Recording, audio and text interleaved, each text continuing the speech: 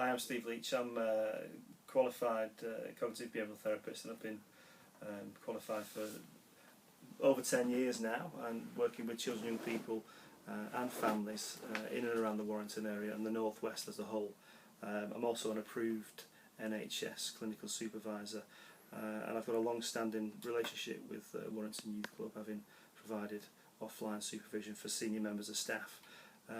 And not only that, having a close association and working with young people over the years as well as part of my role in a service in Warrington, which I held between 2004 to 2011. So as a therapist and as a behavioural therapist, I think it's very important to establish trusting relationships with young people, but also to collaborate with them and work with them and give them some sense of taking part in a process.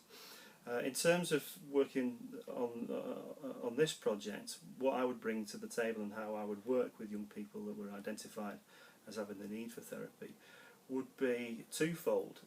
That may be counselling. The young person might be identified as needing counselling as a therapy, or cognitive behavioural therapy.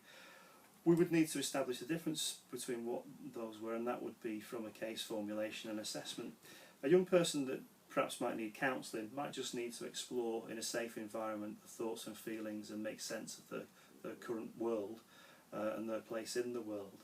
And that would be done through empathy in a non-judgmental way, offering positive regard and developing that relationship over 10 to 12 weeks, and eventually, hopefully, and reaching a therapy outcome, a goal that we would establish early on. What would they like to achieve? Very much a talking therapy. Cognitive behavioural therapy is very similar, but more of a common sense approach, and really does work well with young people who seem to get it at a common sense level.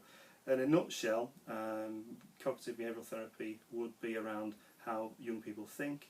How they think affects how they feel, and in turn how they feel affects how they behave and what they do. So, and again, that would be across a 10 to 12 week period.